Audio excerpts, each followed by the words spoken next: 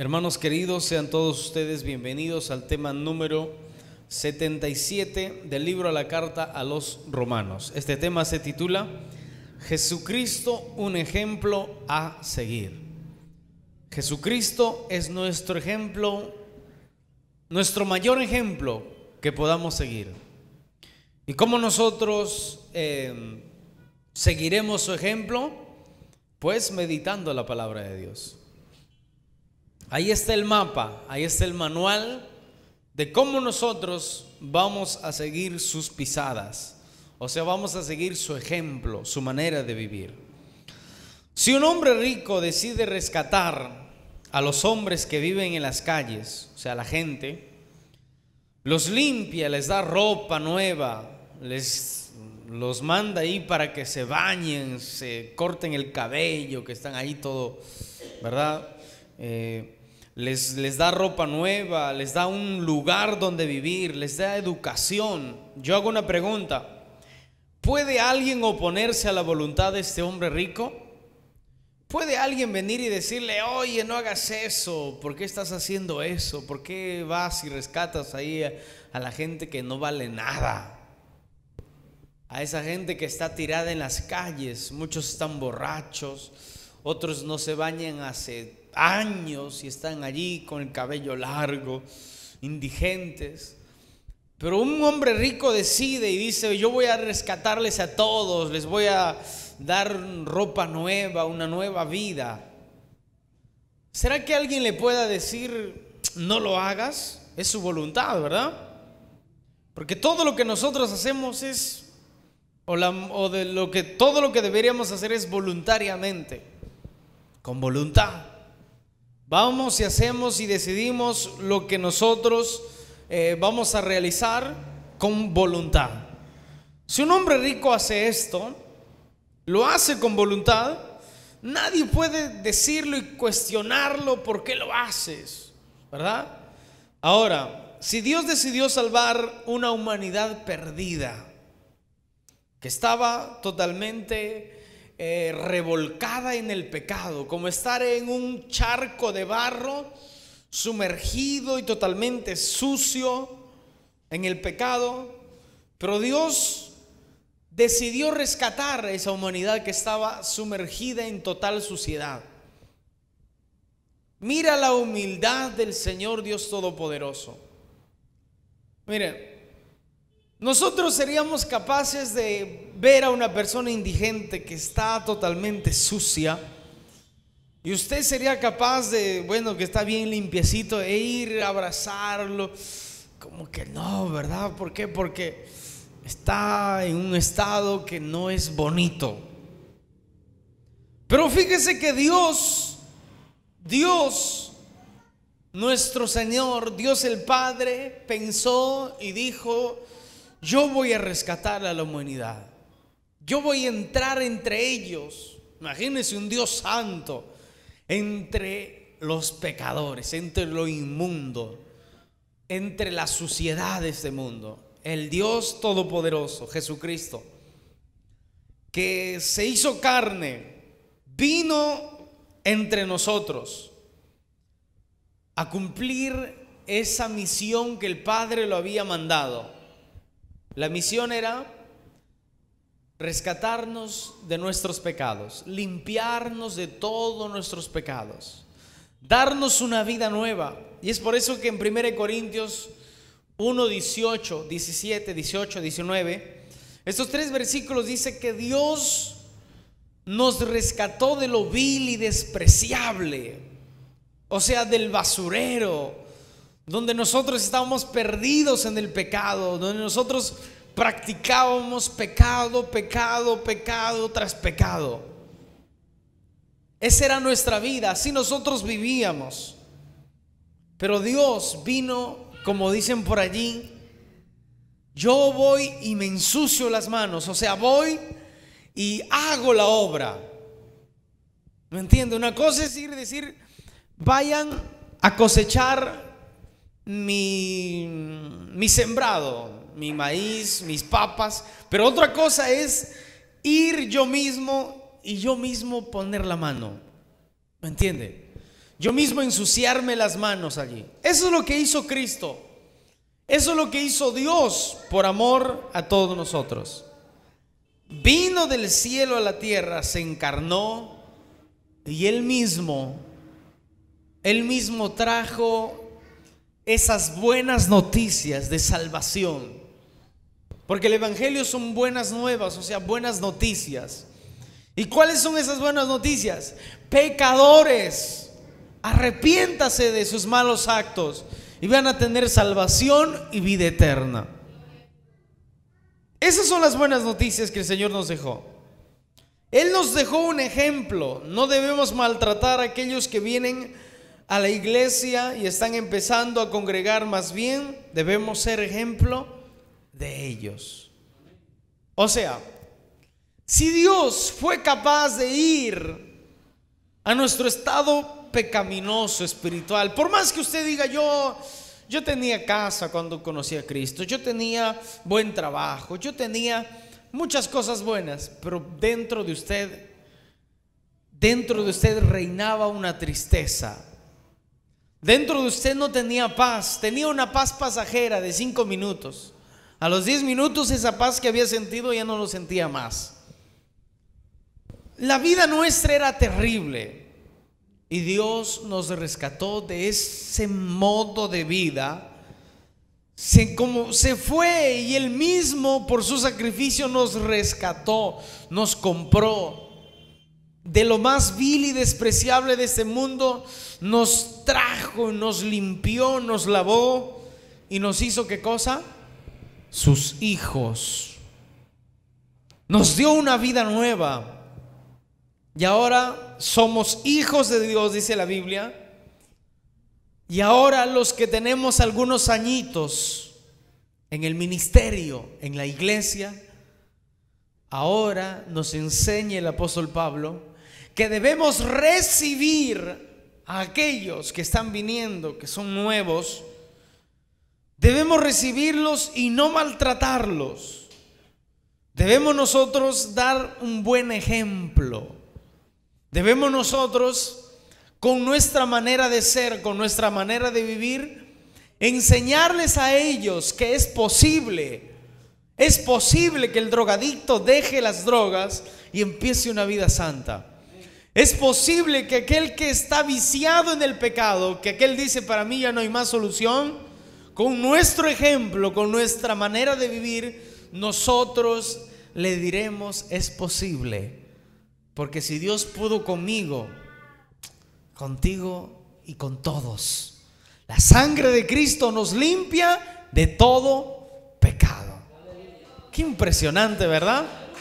Lo que nada puede hacer en el mundo, la sangre de Cristo nos limpia de todo pecado. Esto es lo impresionante del evangelio. Y habíamos leído el versículo 4 donde nos dice: porque las cosas que se escribieron antes para nuestra enseñanza se escribieron. ¿De qué está tratando el apóstol Pablo? El apóstol Pablo está hablando de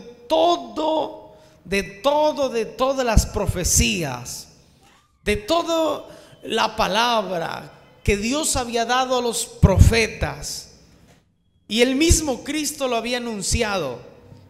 Él dice: todas estas cosas se escribieron para nuestra enseñanza, se escribieron. O sea, para que nosotros podamos aprender, para que usted escuche la palabra y usted diga: voy a poner por práctica lo que el pastor está diciendo. Voy a poner por práctica. Dice que yo debo dejar de murmurar. Yo tengo que dejar de murmurar. Dice que mis ojos no deben ser altivos. Eso dice la Biblia. Debo dejar de ser altivo. Dice que tengo que demostrar el amor a mis hermanos. Tengo que demostrar que Dios me ha cambiado. ¿Cuánto dicen gloria a Dios? Porque todas estas cosas que nosotros meditamos a diario y cada culto, para nuestra enseñanza se escribieron. Hay gente que dice, no, yo no quiero leer el Apocalipsis. O cuando escucho del Apocalipsis yo tengo miedo. O es feo. No, eso no. ¿Qué dice la Biblia? Para nuestra enseñanza se escribieron. Todo, hermanos. Hay gente que va y dice, Señor, háblame, Señor, háblame. Y encuentra un versículo que le duele, le cae justo. No, dice, esto no es para mí. Hermanos, o aceptamos toda la Biblia o no lo aceptamos. O aceptamos, no es como por ahí dicen, no, pero Jesús no quería decir eso. El infierno no existe, eso se lo inventaron. No. Jesús fue claro y contundente. Jesús nunca titubeó, o sea, le dio vueltas al asunto. Nunca. Jamás. Es más, a los fariseos les habló directo. Les dijo falsos, les dijo hipócritas, les dijo sepulcros blanqueados. Por afuera son bonitos, por dentro son una asquerosidad. Jesús fue clarísimo en toda la palabra que lo dijo. Y esa palabra fue escrito para nuestra enseñanza. Entonces nosotros como cristianos, usted como cristiana, usted como cristiano, yo como cristiano, ¿qué debo hacer? Leo la Biblia. Y no digo, bueno, eso lo han escrito para los corintios, eso fue para los romanos. Para mí no. No. Nosotros tenemos toda la Biblia completa. No es como en los tiempos de Moisés, que Moisés escribió en tablas así de arcilla. Y ahí escribió, imagínate, un solo mandamiento, 2 mandamientos y ya lo llenó la tabla. Imagínate, para escribir todos los 610 mandamientos, algo así, pero son más de 600. Imagínate cuánto habrá usado. Entonces, qué tremendo, ¿verdad? Y luego vinieron los papiros, pero nosotros tenemos todos los 66 libros aquí, en un solo libro, donde tenemos la posibilidad de leerlo, de meditarlo, de escucharlo ahora cuando lo estamos exponiendo, de que usted diga, qué bendición, esta es la palabra de Dios que me va a alimentar, yo tengo que obedecerlo. Porque una cosa es que usted escuche, otra cosa es que usted lo ponga por práctica de aquí a ratito o ahora mismo. Porque cuando a veces hablamos de algo, hay gente que lo escucha y dice, no, eso es mentira. Está diciéndole porque me tiene bronca el pastor. Y aquí está pecando y ni siquiera lo que esté escuchando lo está poniendo por práctica. Entonces, ahí es donde nosotros, si somos obedientes, vamos a empezar a practicar lo que dice la palabra de Dios. Mire lo que dice después. Para nuestra enseñanza se escribieron a fin de que por la paciencia y la consolación de las Escrituras tengamos esperanza. No, esto está tremendo. Una persona tiene que alimentar y dar crecimiento la esperanza. ¿Qué es esperanza? No es la hermana Esperanza, no. ¿Qué es esperanza? Usted dirá, ¿qué es esperanza? Esperanza, lo entiendo que es esperanza, pero no sé explicarlo. Está bien. Escúcheme bien.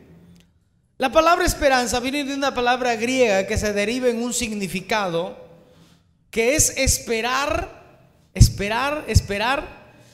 con paciencia, con ansiedad a la vez. A ver, usted dirá, no le entiendo todavía. A ver, la Biblia dice, y hemos tratado ese tema, que la creación, dice, espera la manifestación de los hijos de Dios. Ansiosamente, dice.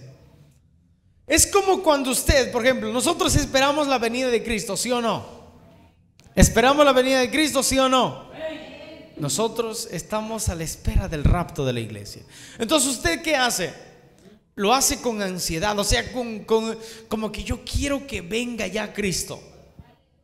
Yo quiero que venga ya Cristo, pero tengo paciencia. ¿Me entiende? Entonces son esa combinación. Quiero que venga ya Cristo, pero no me desespero, ¿me entiende? O sea, no ando que, Cristo, ¿qué hora vas a venir ya? ¿Verdad? No.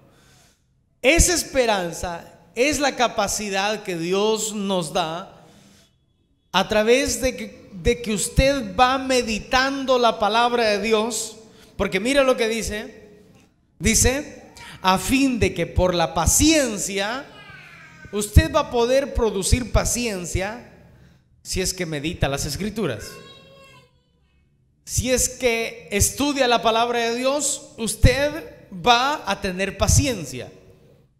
¿Por qué? Porque encontramos que en el mismo Romanos, en el capítulo 5, desde el versículo 1 hasta el versículo 5 nos dice que las tribulaciones, las dificultades producen paciencia en nuestras vidas.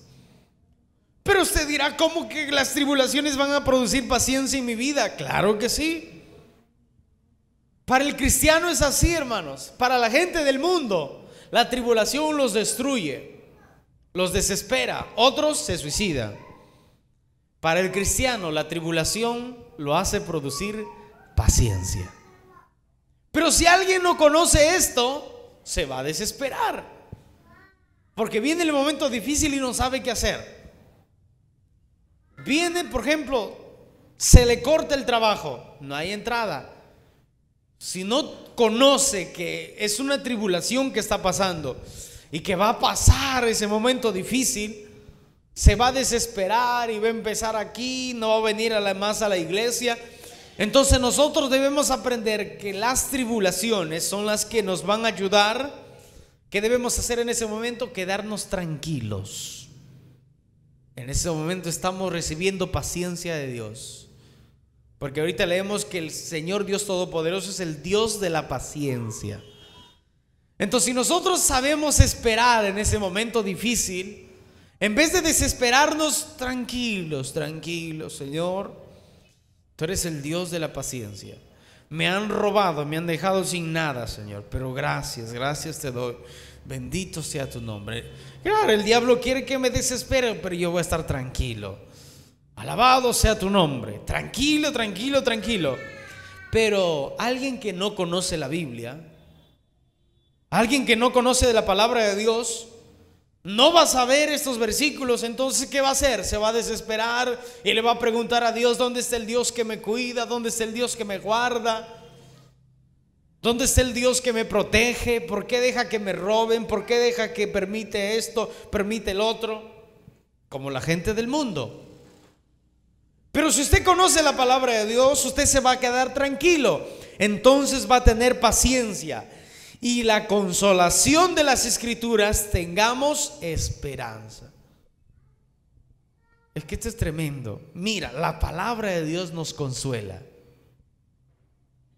¿Cómo? La palabra de Dios nos consuela. Yo siempre les he dicho esto y siempre les diré: mis palabras, mis opiniones no importan. Lo que importa es lo que dice la Biblia. Lo que dice la Biblia a usted le va a consolar y le va a fortalecer, y a mí me va a consolar y me va a fortalecer. Estoy pasando un momento difícil. Usted dice: voy a leer la Biblia. Te encuentras en Salmos 46, te encuentras en Salmos 6, te encuentras en Salmos 23, te encuentras en el Nuevo Testamento, te encuentras en Romanos, y lees, y usted dice: wow. Te encuentras en Pedro, que dice que no nos sorprendamos por ese fuego de prueba que nos ha sobrevenido. Que eso, y la semana antepasada que estábamos leyendo que nuestras dificultades colaboran para el crecimiento de la obra de Dios. Imagínense eso. Esto es extraordinario. Entonces nosotros, al leer la Biblia, ¿qué es lo que debemos producir? ¿O qué es lo que nos trae la palabra de Dios? Nos trae consuelo. Es como un niño o una niña que está corriendo y se cae, se tropieza, se cae y le duele su rodillita y llora. ¿Qué hace la mamá? Lo levanta y lo consuela. Le canta una canción y se olvidó del dolor. Eso hace Dios a través de la palabra. Usted está llorando, desesperado, Señor, mire, lo último que podemos hacer es decir, Señor, ya ahorita sí no voy más a la iglesia. Ahora sí que estoy molesto, Señor. Imagínese. Eso es lo último que podemos, ni siquiera lo último, es lo que no deberíamos de hacer. ¿Qué debemos hacer? Ir a la Biblia, ir a la palabra de Dios. Señor, háblame, háblame. Y entonces encuentras en la Biblia que Dios dice: soy tu amparo y tu fortaleza, que en el mundo tendréis aflicción. No se sorprendan por las luchas, por las pruebas que se les sobreviene. Es maravilloso y bienaventurado sufrir por causa de Cristo. Y te encuentras con esos versículos que dices: ¡wow! ¡Qué consuelo! Créame, en los momentos más difíciles de mi vida que he pasado, para mí difíciles, he encontrado consuelo no en los hermanos. A ver, hermano, abrázame, por favor, abrázame. Dime palabras. No. Claro, un abrazo entre hermanos, sí. Si es que hay alguien que te ministre, mucho mejor, porque ese te da palabra de Dios, igual te está fortaleciendo, te está consolando. Pero si te encuentras solo en una situación difícil en tu casa, abre la Biblia y Dios te va a hablar.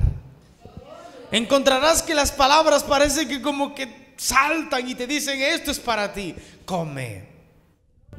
Porque este es un evento similar. Los momentos difíciles que pasamos son como cuando Elías estaba en la cueva.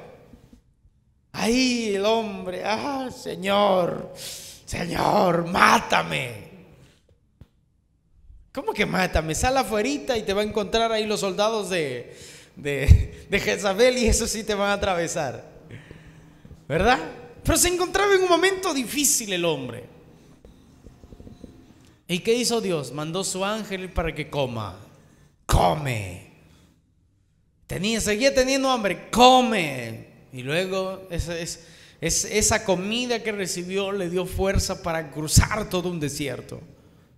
Entonces, lo que usted coma en la palabra de Dios será el sustento, será el alimento para que usted cruce desiertos, cruce momentos difíciles, porque la palabra de Dios es nuestra consolación. En la palabra de Dios encontraremos consolación. En ninguna otra parte usted encontrará consolación que en la palabra de Dios. ¿Y para qué para qué nosotros meditamos la Biblia? Pues para tener paciencia, y la palabra de Dios nos da consolación. Esta combinación hace que nosotros tengamos esperanza. ¿Por qué? Porque encuentras que nos dice la Biblia muchas cosas, promesas que el Señor viene pronto. Y estudias, meditas, aleluya.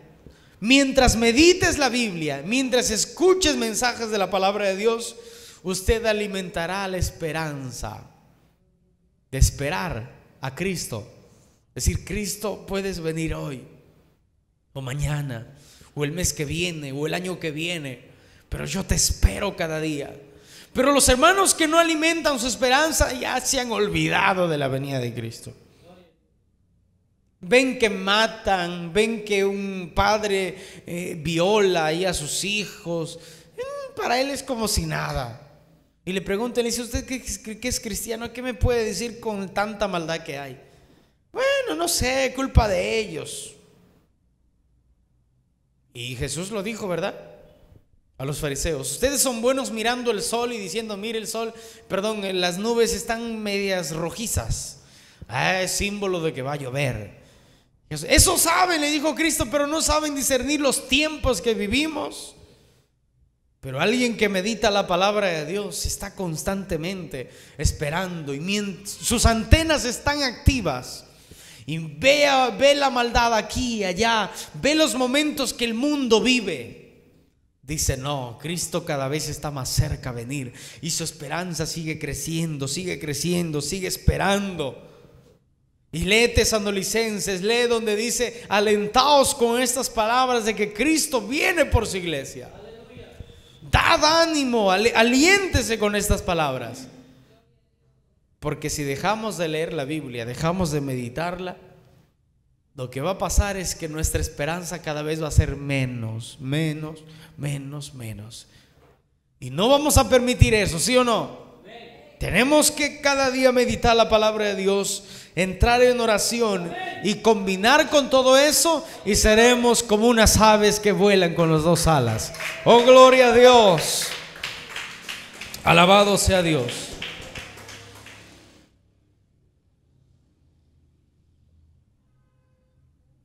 Pero el Dios de la paciencia y de la consolación, dice, os dé entre vosotros un mismo sentir según Cristo. El Dios de la paciencia y de la consolación os dé entre vosotros un mismo sentir según Cristo, para que unánimes a una voz glorifiquéis al Dios y Padre de nuestro Señor Jesucristo. Cuando dice el Dios de la paciencia, es que Dios es la paciencia. ¿Me entiende? O sea, Dios es la fuente de la paciencia. Es como una fuente de agua donde de ahí sale el agua. Sale, sale y nunca se acaba. Sale, sale, sale, sale, sale y nunca se acaba. Así es Dios, la fuente de toda la paciencia. Él es la fuente de la sabiduría. ¿Quieres sabiduría? Pídeselo al Señor. ¿Quieres todo lo bueno que nosotros conocemos a través de la palabra de Dios? Dios es la fuente. De Él sale todo. De Él sale la vida. Entonces, si Él es el Dios de la paciencia y de la consolación de entre vosotros, usted me dirá, yo he visto muchos cristianos que son impacientes, que son duros, que no dominan su lengua. Yo he visto a cristianos que no tienen ni una pizca de paciencia, ni un poquitito. Son terribles. Una, quizá nunca nacieron de nuevo y no son cristianos. Otra, dejaron a Jehová fuente de aguas vivas. Dejaron de meditar la palabra de Dios. Dejaron de orar. ¿Y qué va a pasar allí? Todo lo que se habían llenado de Dios se va disminuyendo, se va disminuyendo, y la carne empieza a fluir. Y ahí es donde la carnalidad empieza a fluir y empieza el mal testimonio. Llega el punto en que Cristo dice que por causa de muchos el evangelio es vituperado. El evangelio es, la gente murmura: ah, mira, esos cristianos son así, son así. ¿Por qué? Porque no leen la Biblia, porque no oran, y porque el amor de muchos se enfriará en los últimos tiempos. ¿Y qué es lo que lo va a enfriar? La maldad que ahora vemos. Pero nosotros somos luz, y que el viento no nos apague. Nosotros somos luz y la oscuridad no puede contra nosotros. Debemos seguir alumbrando. ¿Y cómo vamos a seguir alumbrando? Mientras más nos sumerjamos en la Biblia, mientras más oremos, seremos más luminosos. O sea, nuestro carácter, nuestra personalidad será cada vez diferente, será cada vez mejor. Porque Dios es el Dios de la paciencia. Esa es la riqueza que nosotros tenemos para servirnos. Y muchos de nosotros no lo hacemos. ¿Por qué? Porque no queremos. Señor, yo quisiera que a mí me des esto, me des el otro. Y Dios dice: ¿por qué no me buscas? Yo quisiera ser un gran predicador, Señor. ¿Por qué no lees la Biblia? ¿Por qué no oras? Dios tiene todo esto para nosotros, pero el punto es que nosotros busquemos de Él. El Dios de la paciencia y de la consolación os dé entre vosotros un mismo sentir según Cristo. Cristo sabía la tamaña labor que vendría dentro de unos meses o años cuando empezó su ministerio. Por eso que Él ayunaba y oraba. Ayunaba y oraba. Después de una campaña evangelística que Él tenía, iba al monte, oraba, Eso dice en Marcos 1:35. Iba al monte, un lugar aparte, y allí oraba. Allí oraba. Mandaba a sus discípulos: vayan, sigan más adelante, vayan encaminándose, yo voy a orar. Si el Hijo de Dios, el Dios en persona, oraba, imagínense. Él no tenía la necesidad de orar. ¿Para qué si Él es Dios? Pero lo hizo ¿para qué? Vosotros tengáis, dice, un mismo sentir según Cristo Jesús. ¿Para qué? Para que sigamos su ejemplo. ¿Cuánto dicen gloria a Dios? Versículo 6. Para que unánimes a una voz glorifiquéis al Dios y Padre de nuestro Señor Jesucristo. O sea, unidos, todos, glorifiquemos a Dios. Pero ¿cómo vamos a glorificar a Dios? Usted dirá: ¿cómo glorificamos a Dios? Estando aquí nosotros diciendo gloria a Dios. No, hermanos. Hasta alguien que pase por ahí se va a burlar de nosotros y va a decir gloria a Dios también. ¿Será que es eso? ¿Cómo Cristo glorificó al Padre en el momento de la prueba? Si dice que tengamos el mismo sentir de Cristo, yo les pregunto: ¿cómo Jesucristo glorificó al Padre en el momento más duro que le tocó pasar? Perdonando a sus enemigos. Señor, perdónalos, ellos no saben lo que hacen. Así vamos a glorificar a Dios nosotros. Cuando le golpeaban, lo azotaban, nunca abrió su boca para maldecir a nadie. ¿Qué es eso? Dominio propio. Hermano inocente, ya amaneció. Denle un aplauso al Señor a ver si se despierta allí. Nada, santo Dios. Hermano inocente, no duerma. Ahí sí no es inocente, ahí es culpable de haberse dormido. ¿Cómo nosotros, cómo usted va a glorificar a Dios? Mañana va a tener pruebas. Yo también, todos. Alguien va a venir insoportable y, pero ¿por qué? Un problema te va a hacer. Y usted, si es que no es una persona que es insensato, ¿qué va a hacer? Se va a acordar y va a decir: no, Dios es el Dios de la paciencia. Esta es mi oportunidad de servirme, de beber esa fuente de paciencia. Hoy bebo en este momento. ¿Y qué va a pasar? Olvidas lo que esa persona te dijo, te dominas tu lengua. Señor, y cada vez lo haces mejor. Al otro día vas a tener otra prueba, al otro día otra. Y si nosotros sabemos manejarlo esto, hermanos, la Biblia dice que Dios quiere que nosotros lleguemos a la plenitud de Cristo. Pero eso es imposible. Pero si vamos paso por paso, aunque Pablo dijo: aún yo no lo he logrado, yo sigo, pero créame, cada vez seremos diferentes, cada vez seremos mejores cristianos. ¿Cuántos lo creen? Diga gloria a Dios.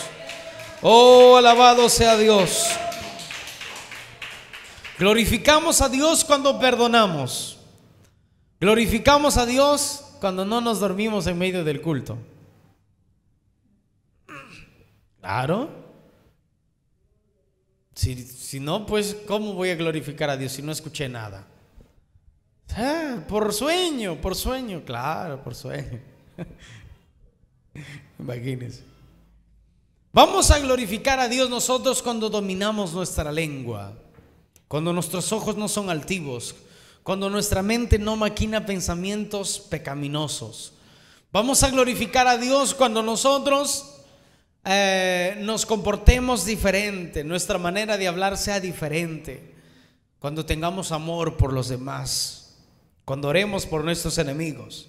De esa manera estamos glorificando a Dios, porque muchos quizá piensen y digan: pero yo todo el tiempo glorifico a Dios, gloria a Dios, aleluya, santo, santo es el Señor. No améis de palabras, dijo Dios, ¿verdad? Sino de hechos. Versículo 7: por tanto, recibid los unos a los otros como también Cristo nos recibió, para gloria de Dios. El maduro, el cristiano que es maduro en la fe va a soportar a sus hermanos. Escúcheme, soportar no es tolerar el pecado. A ver, porque algunos piensan que soportar es, ay, bueno, ese hermano, mira, está pecando. Ah, bueno, hay que soportarlo. Hay que soportarlo. O sea, no le digas nada. No. Soportar no es que, bueno, ya, que haga lo que quiera. Es terrible ahí en la iglesia, pero bueno, que haga lo que quiera. Déjale, hay que soportarlo. Al cabo que la Biblia dice, soportaos los unos a los otros. No. Eso no es soportarlo, hermanos. Usted ve a un hermano nuevo que está allí, se ha entregado para Cristo, ha decidido bautizarse. Usted ve algunos pecados en él. Usted que ve que escucha todavía canciones mundanas. Usted ve que todavía a veces se amarga, se molesta, habla lisuras, habla palabras malas. ¿Qué es lo que usted debe hacerlo? No es bueno, esos son hijos del diablo lo que hablan así. Mira, te vas a ir al infierno y va un montón de cosas. La Biblia nos dice que cuando exhortemos a los demás, nos pongamos en su lugar, porque quizás caigamos en cosas peores. Así que si usted ve a su hermano, debe ir y exhortarlo con mucho amor y diciéndole tal y como dice la Biblia. ¿Tú amas a Dios, hermanito? Sí, amo a Dios. Por eso que me he entregado a Él y quiero bautizarme. Si amas a Dios, tienes que obedecer su palabra. Si no, no estás amando a Dios. Y la Biblia dice esto. Entonces deja de murmurar, elimina esa música que no sirve. De esa manera nosotros estamos edificando como maduros, no como muchachos ahí que están con 5 o 6 años que pelean, ¿verdad? No, tenemos que nosotros, por tanto, recibir a los demás como también Cristo nos recibió para gloria de Dios. Cristo no vino a condenarnos, Él mismo lo dijo. Yo no he venido a condenar al mundo. ¿Por qué? Porque el mundo ya estaba condenado. ¿Qué más condenación? Cristo vino a salvar lo que se había perdido. A usted, a mí, a todos vino a salvarnos. Entonces nosotros no debemos ir y juzgar a los demás y decirles, tenemos que nosotros presentarles el evangelio, recibirlos con mucho amor. ¿Cuánto dicen gloria a Dios? Denle un aplauso al Señor y créame, los que se han dormido no van a dormir. Los que se han dormido no van a dormir en su cama. Un insomnio terrible. Ay, ¿por qué? Gloria a Dios. Versículo 8. Pues esto os digo, que Cristo Jesús vino a ser siervo de la circuncisión para mostrar la verdad de Dios, para confirmar la promesa hecha a los padres. A ver, dice que Cristo vino a ser siervo de la circuncisión, o sea, a obedecer la ley. Porque uno de los mandamientos de la ley era que los varones israelitas se circunciden el prepucio de sus genitales. Ese era el pacto. O sea, se circuncidaban, se cortaban. Era como una operación. Y ese era el pacto que tenía Dios con el pueblo. Y para obedecer la ley completa, porque Cristo fue el único que obedeció toda la ley. Así que a los 8 días de nacido se fueron y lo circuncidaron, ¿verdad? Y obedeció la ley correctamente porque Él era perfecto. Luego dice, para confirmar las promesas hechas a los padres. Desde el Génesis 3:15, donde viene la profecía, la promesa hecha que Jesucristo vendría para darnos salvación y vida eterna. Jesucristo vino a confirmar lo que David, lo que Jeremías, lo que Isaías, lo que todos los profetas del Antiguo Testamento lo habían anunciado. La venida del Mesías, del Salvador, de aquel que nos traería paz, pero no al mundo, Porque Él dijo: no he venido a traer paz al mundo, sino guerra. He venido a traer paz en sus corazones. He venido a dar una vida nueva. Esa promesa de todo el Antiguo Testamento, de que iba a nacer de una virgen, que lo reveló Oseas y le dijo: de una virgen nacerá y vendrá el Mesías. Él lo cumplió. Cristo cumplió todas esas profecías que habían anunciado los profetas en el Antiguo Testamento. Cristo vino y lo cumplió por completo. Y todos vieron y reconocieron, ¿verdad? Aunque los fariseos no querían reconocerlo, pero sabían ellos que Jesucristo venía de Dios. Para que los gentiles, dice, glorifiquen a Dios por su misericordia, como está escrito: por tanto yo te confesaré entre los gentiles y cantaré a tu nombre. ¿Quiénes son los gentiles? Nosotros. Nosotros éramos los gentiles. ¿Qué es gentil? No es una persona gentil, ¿verdad? Cuando por ahí dicen: uy, ese hombre es muy gentil, o sea, muy generoso, muy amable. No tiene nada que ver con eso. Gentil en el idioma griego significa pagano y pecador. O sea, adorador de ídolos, del sol, del planeta, de la tierra. Agarraban una piedra, esculpían, hacían una imagen y la adoraban. Pagano, pecador. Ese éramos nosotros. Todos nosotros éramos así. Solo los israelitas tenían al Dios Todopoderoso, solo a Él le adoraban. A veces se apartaron, sí, pero ellos conocían, tenían la ley de Dios. Nosotros no teníamos ley, éramos sin ley, vivíamos como queríamos, éramos gentiles. Entonces Cristo predica y dice: este evangelio llegará hasta los confines de la tierra, y se está cumpliendo. Por eso dice: para que los gentiles glorifiquen a Dios por su misericordia. Yo les pregunto: ¿nosotros glorificamos o no por la misericordia de Dios? Claro que sí, hermanos. Y es por eso que le servimos con amor, trabajamos en la obra. Y la gente dice: no tienen nada, que no tienen que hacer esa gente. No es que no tenemos que hacer, tenemos que hacer mucho y aún más en la obra de Dios. Porque este evangelio puede salvar a mucha gente de quemarse en el infierno por toda su eternidad. Esto es extraordinario.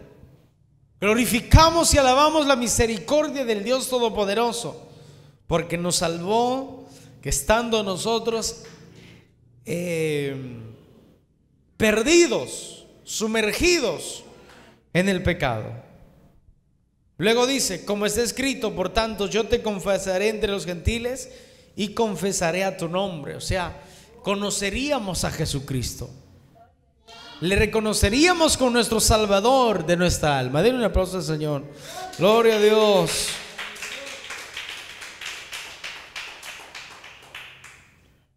Luego dice, versículo 11: y otra vez alabad al Señor todos los gentiles y magnificadle todos los pueblos. O sea, alabar. ¿Por qué? Porque Él es nuestro Salvador. Tenemos que de nuestra boca para Dios tiene que solamente salir alabanza. Gloria a Dios, gracias Señor por la salvación. Y demostrarlo con nuestros hechos. ¿Amén? Porque si decidimos ser cristianos y luego estamos mintiendo, estamos robando, estamos comportándonos como los del mundo, pues ¿de qué sirve decir ser cristiano? Tenemos que alabar con nuestros actos.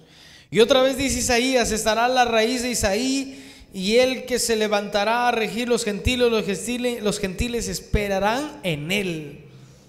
Tendrán esperanza. ¿Y cómo va a alimentar nosotros? Vamos a alimentar nuestra esperanza en Cristo, leyendo su palabra, leyendo sus promesas. Filipenses 2:13 dice esto. Filipenses 2:13.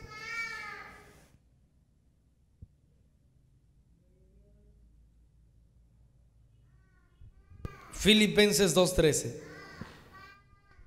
Porque Dios es el que en vosotros produce así el querer como el hacer por su buena voluntad.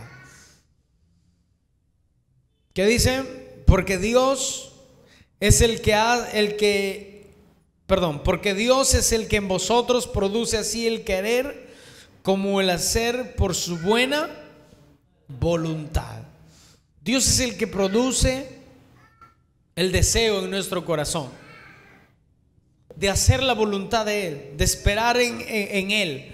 Pero alimentamos esa promesa, alimentamos ese deseo cuando nosotros meditamos su palabra. ¿Cuánto dicen gloria a Dios? Versículo 14 dice: haced todo sin murmuraciones y contiendas. ¿Qué debemos hacer nosotros entonces? Hacer todo sin murmuraciones y sin, vamos, dígalo, y sin contiendas. Si esperamos en Dios, si amamos a Dios, si glorificamos a Dios, no tenemos que hacer nada que se nos ordena, que se nos dice, murmurando. Tenemos que hacerlo sin murmuraciones y sin contender, sin pelear entre nosotros, para que seáis irreprensibles y sencillos, hijos de Dios sin mancha en medio de una generación maligna y perversa. Ahí está.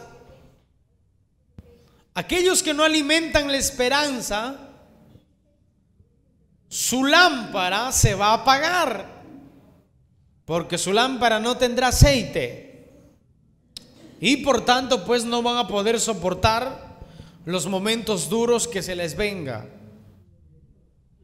Pero si nosotros meditamos la palabra, oramos a Dios, vamos a ser cristianos que no murmuran y mucho menos contiendan, y vamos a ser cristianos irreprensibles. Denle un aplauso al Señor con alegría. Para que seáis irreprensibles. ¿Qué es una persona irreprensible? Una persona irreprensible es aquella que no es que no falle, pero lo hace pocas veces. Pocas veces falla, y cuando lo hace, no pasa mucho tiempo que pida perdón y se reconcilie. Entonces Dios busca este tipo de cristianos. Dios busca este tipo de adoradores. ¿Se acuerdan en 4:23 del libro de Juan que dice que Él busca adoradores? Dice, ¿no? Él busca, dice. Usted dirá, pero somos millones de cristianos, ¿cómo que Dios busca? ¿Acaso no nos ve?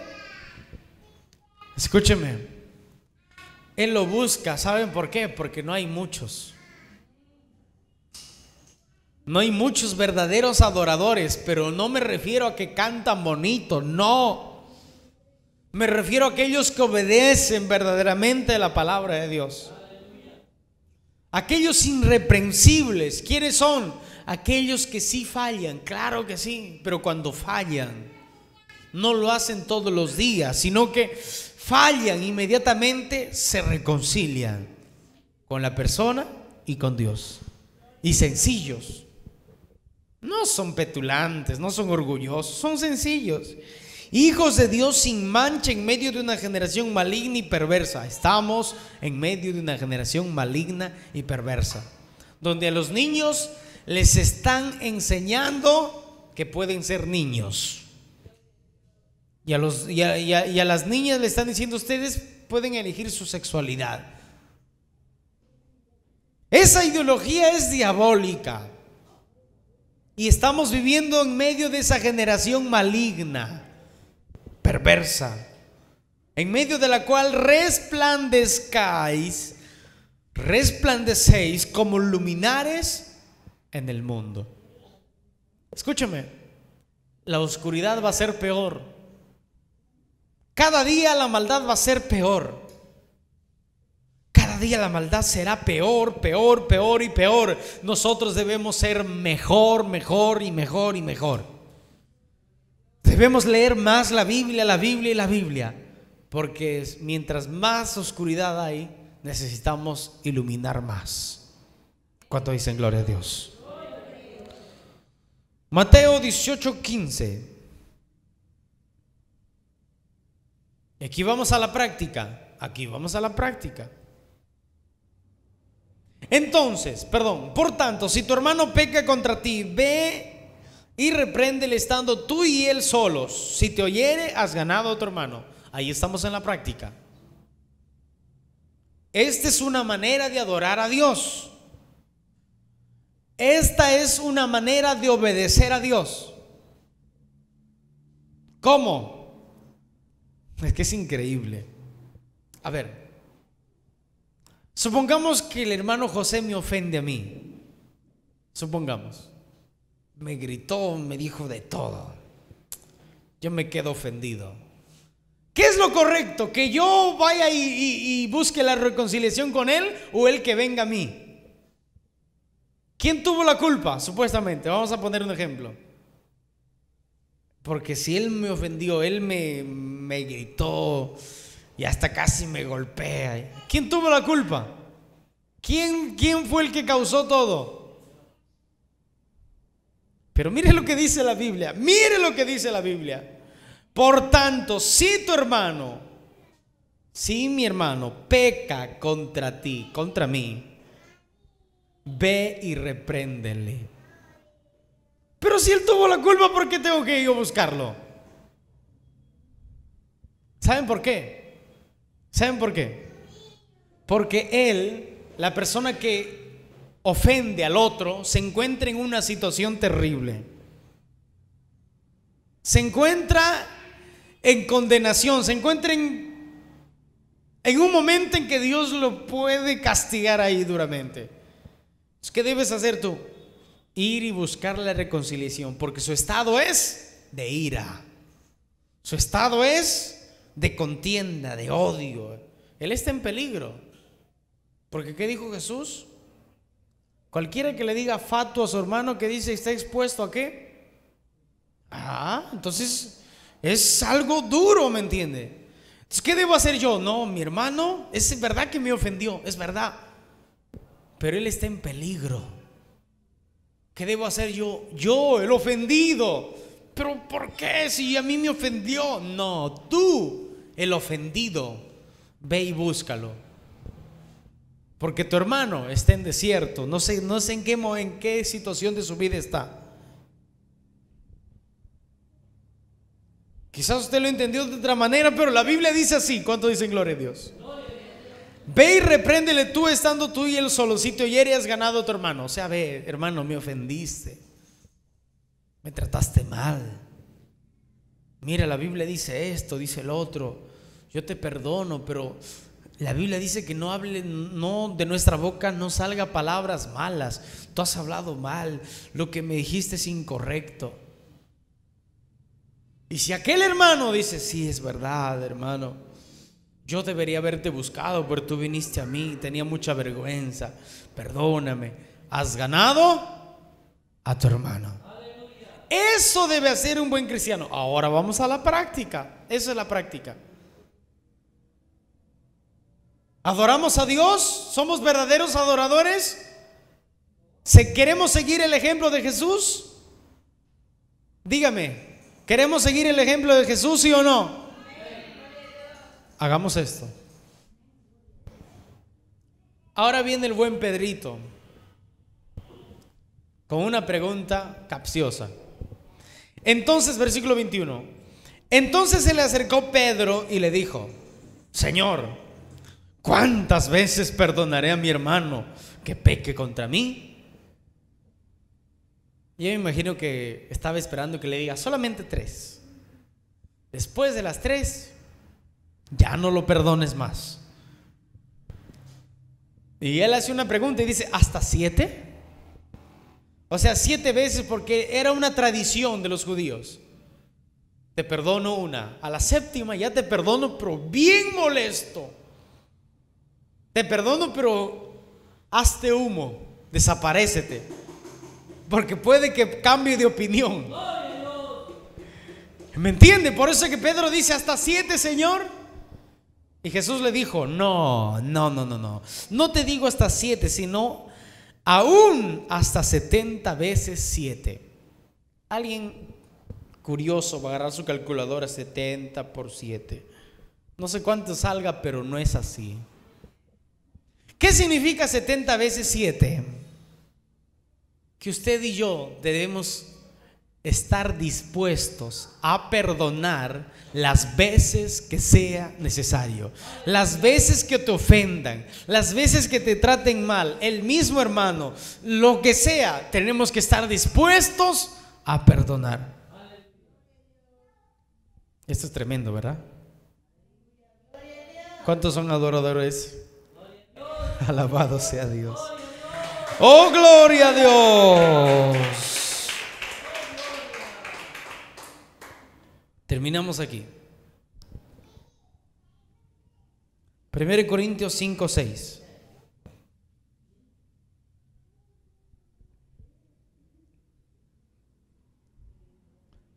No es buena vuestra jactancia. ¿No sabéis que un poco de levadura leuda toda la masa? O sea, no sabéis, les dice, la levadura en la Biblia siempre simboliza el pecado. Escúcheme, la iglesia en Corinto había permitido el pecado. O sea, había un joven que había estado con su madrastra y los pastores no habían dicho nada. Porque, no sé, no habían dicho nada. Pero Pablo les dice, no está bien su jactancia. ¿No sabéis que un poco de pecado contamina toda la iglesia? Limpiaos pues de la vieja levadura, para que seáis nueva masa, sin levadura como sois, pues porque nuestra Pascua es Cristo, ya fue sacrificada por nosotros.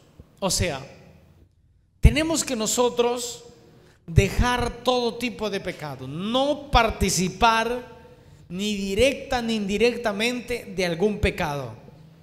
El hermanito pecó, bueno, ya me hago de los ojos cerrados, que yo no lo vi y nada más. No tenemos que nosotros participar en pecados ajenos. Tenemos que nosotros, si en el caso que alguien peca, pues avisar, ¿verdad? A los pastores allí que van a juzgar el caso. Porque un poco de pecado, un poco de levadura leuda toda la masa, o sea, se mezcla en todo. Así que debemos nosotros ser vigilantes en esto. Versículo 9 dice esto: os he escrito por carta que no os juntéis con los fornicarios. Fornicario, no absolutamente con los fornicarios de este mundo, o con los ávaros, o con los ladrones, o con los idólatras, pues en tal caso os sería necesario salir del mundo. O sea, ¿a qué se refiere el apóstol Pablo? De que nosotros tenemos que recibir a todos los hermanos, a la gente que viene de afuera. Debemos recibirlo, porque si no, imagínense, si Dios nos dijera, ustedes son santos, ya no se contamine más con el pecado, entonces la gente que está a nuestro alrededor son todos pecadores, entonces sería necesario salir del mundo. Pero dice Pablo, yo no les hablé de eso. Ustedes pueden recibir a todos en la iglesia, como hermanos, como invitados, que vengan y escuchen la palabra de Dios. Pero si alguien está practicando pecados, si alguien está allí como hermanito, la paz del Señor, ya me voy a bautizar, pero por atrás, o sea, en lo oculto, está siguiendo su vida vieja, hermanos, a ellos nosotros tenemos que evitarlo. Más bien os escribí, dice, que no os juntéis con ninguno que llamándose hermano fuere fornicario o avaro o idólatra o maldiciente o borracho o ladrón, con el tal ni aún comáis. O sea, con esas personas ni aún comas. Con aquellos que supuestamente son cristianos dentro de la iglesia, que ya se bautizaron pero todavía siguen viviendo su vida pasada. Con esos dicen, ni aún comas, ni aún bebas nada, ni aún si te invita por ahí, nada. A ellos debemos evitarlos. Y nosotros como Como autoridad de la iglesia, pues lo que debemos hacer es sencillo, ¿verdad? poner ahí todas las reglas necesarias. Denle un aplauso al Señor, fuerte.